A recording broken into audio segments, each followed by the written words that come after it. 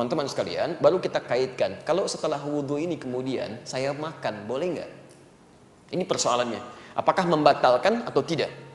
Nah, sesuatu yang membatalkan wudhu tidak berhenti sampai sini. Ayat ini teruskan. Apakah boleh setelah berwudhu melakukan makan dan minum?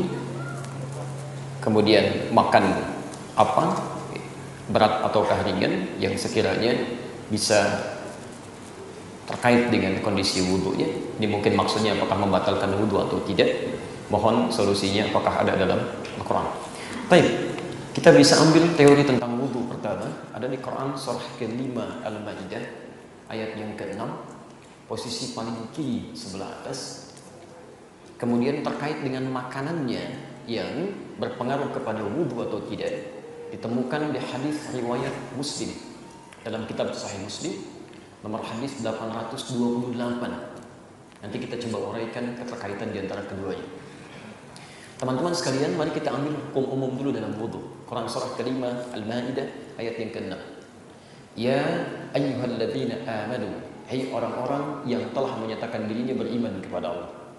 Idza qumtum ila shalah, jika Anda ingin menyempurnakan salat. Mohon garis bawahi dulu kalimat ini. Kata-kata salat di dalam Al-Quran, bahkan di dalam hadis Nabi SAW, itu seringkali diawali dengan derivasi kata iqamah, baik yang bentuknya past tense, present, continuous ataupun future, baik yang sifatnya fi'il madhi, mudhari ataupun amr. Aqimus shalah, yuqimunas shalah, wa aqimus shalah, yuqimus shalah, iqamatis shalah. Nah, kata aqama yuqimu ini secara bahasa berarti sesuatu yang ditunaikan dengan sempurna. Ingat itu ya, sesuatu yang ditunaikan dengan sempurna. Jadi kalimat salat ketika diperintahkan oleh Allah yang bermakna ibadah itu seringkali diawali kalimat penegas yang mengingatkan kita untuk menunaikannya secara sempurna.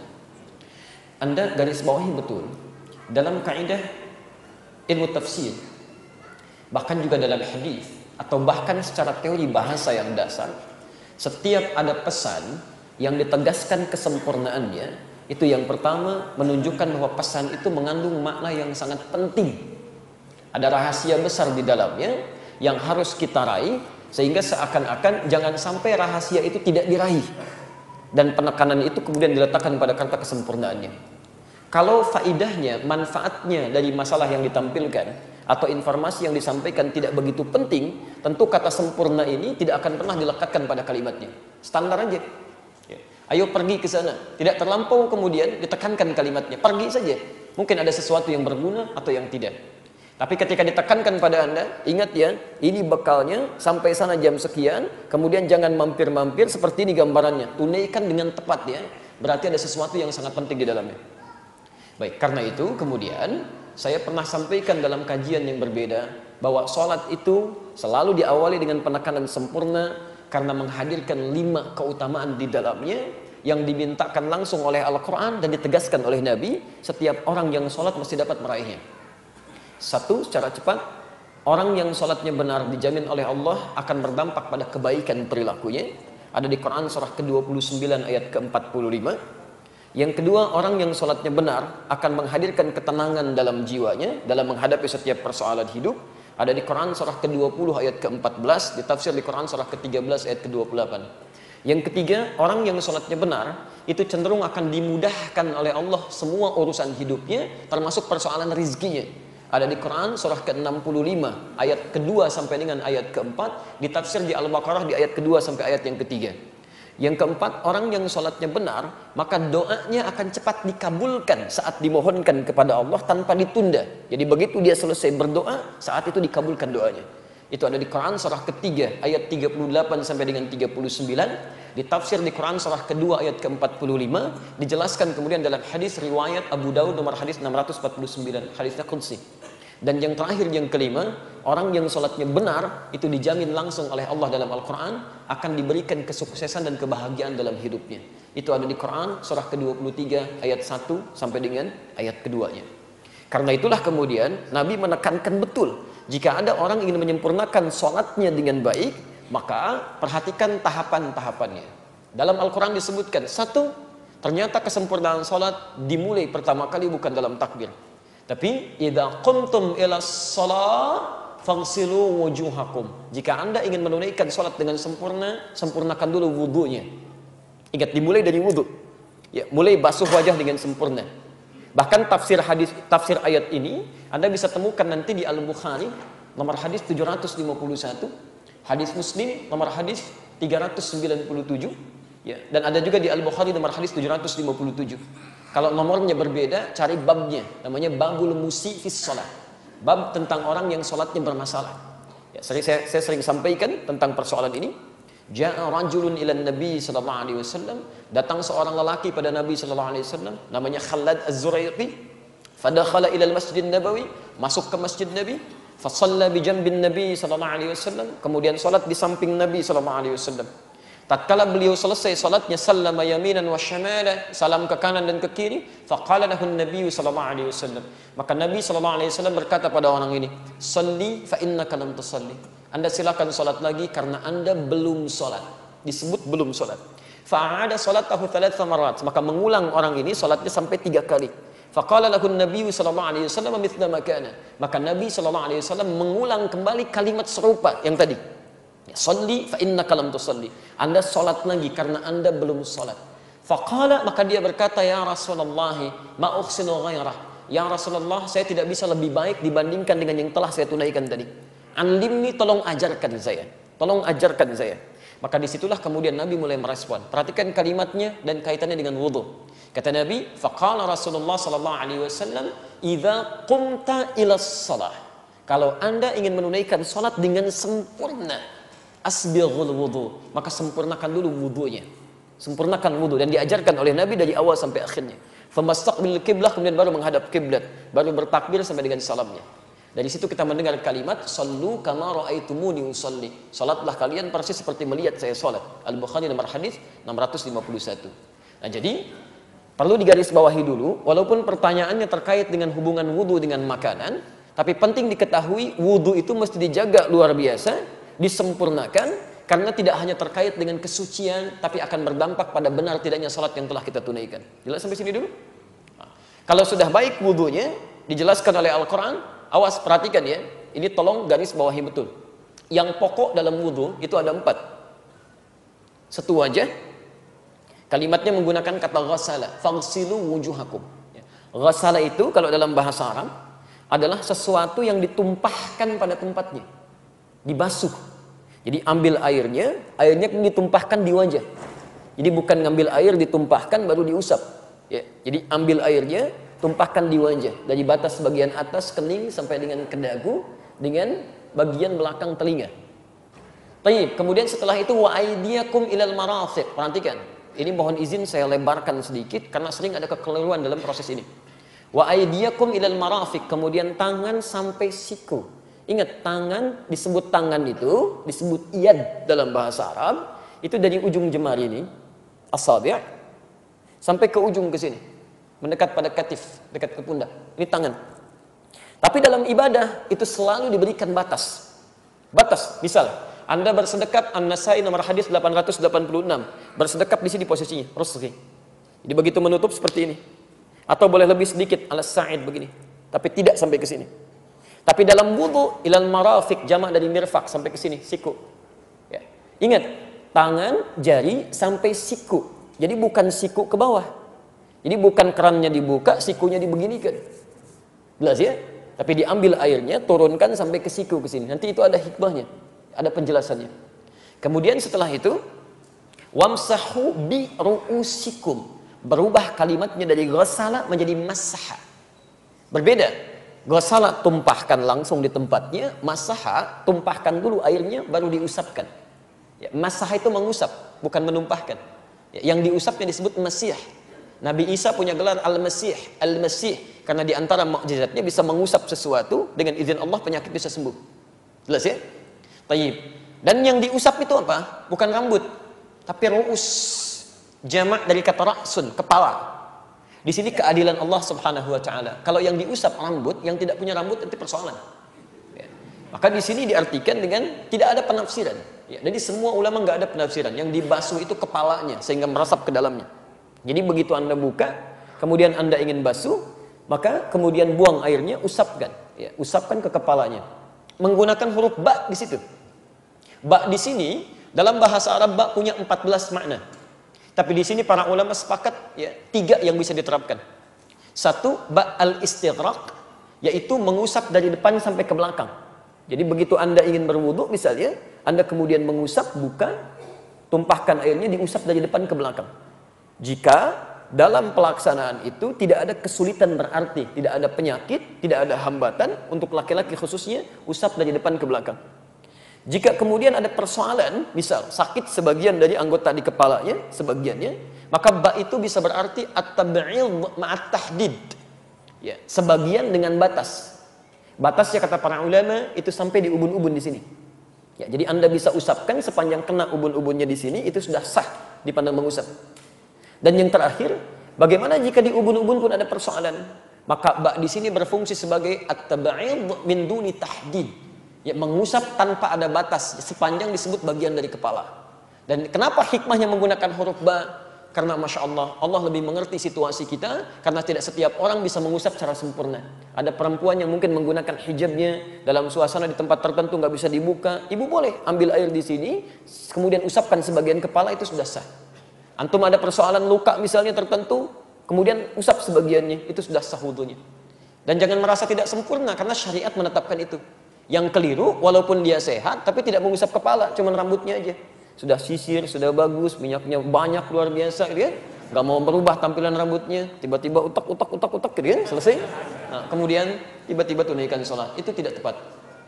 Yang terakhir, ya kemudian wa arjulakum ilal ka'bain, kembali membasuh, bukan mengusap, membasuh kaki sampai dengan ke mata kakinya. Itu yang pokok yang 4. Jadi selebihnya itu sunnah, dan sunnah itu berpahala dikerjakan, ya, berpahala. Jadi kalau Anda sempurnakan dari mulai berniatnya, kumur-kumurnya, istinsyaknya, sampai telinga, sampai ke ujungnya, pahalanya lebih banyak di situ. Tapi kalau airnya kira-kira tidak cukup untuk keseluruhan, jangan buru-buru tayamum. 4 dulu dilihat. Ya, yang pokok ini. Jadi jangan langsung Anda simpulkan tayamum. 4 dulu kemudian Anda tunaikan ini. Kalau bisa dimaksimalkan yang 4 ini, maka dahulukan yang 4 untuk dibasuh. Baru setelah itu wudu Anda sempurna di sini. Kecuali bila tidak ditemukan sama sekali, fa illam tajidu ma'a.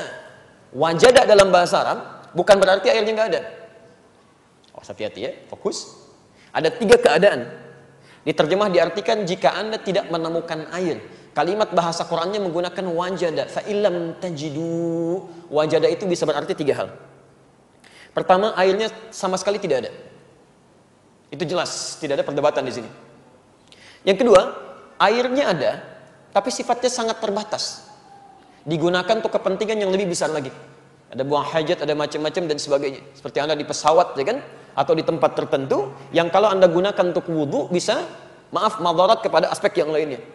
Maka dalam hal ini, Anda diperkenankan, diberikan keringanan untuk tidak berwudu di sini. Nanti diganti dengan alternatif yang selanjutnya.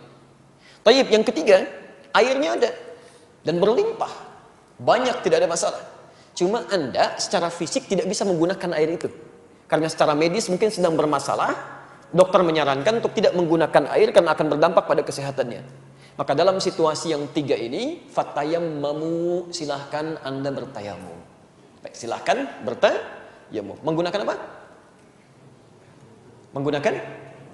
Baik, supaya tidak ngarang, kita kembalikan ke ayatnya. Oke? Fatayammamu sa'idan thayyiban. Maka bertayamumlah dengan menggunakan debu yang suci, bersih. Awas, debu yang bersih. Jadi bukan cuma debu. Kalau cuma debu itu gampang Pak, di mana aja ditemukan. Masya Allah, saya ingin sempurna menunaikan tayamumnya. Debunya yang kelihatan langsung jelas. Knalpot ditempelin begini, ya. Kemudian dipakai. Itu tidak thayyib. Debu itu bisa melekat dimanapun, tapi Anda harus cari tempat yang baik. Itu yang digunakan untuk tayamum. Jelas sampai sini?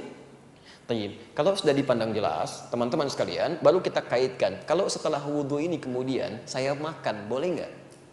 Ini persoalannya. Apakah membatalkan atau tidak? Nah, sesuatu yang membatalkan wudhu tidak berhenti sampai sini. Ayatnya diteruskan. Ayatnya diteruskan. Jika Anda ingin pergi untuk buang hajat, misal, ya, mohon maaf keluar dari ya tempat-tempat yang normal dianggap bermasalah, ya. Misal dari tempat-tempat keluarnya, apakah buang air kecil, buang air besar, keluar angin dan sebagainya. Bahasa Qurannya sopan sekali. Jika Anda pergi ke toilet, ke tempat untuk buang hajat, itu bisa menghadirkan segala jenisnya. Segala jenisnya. Nah, itu pasti membatalkan wudhu. Aula mastumun nisa, atau sengaja bersentuhan langsung. Ya, sengaja, ada niat kesengajaan. Beda antara lamasa, massa dengan lamasa, itu lain. Awas, Anda mesti hati-hati ya. Jadi ada lamasa, lam, mim, sin.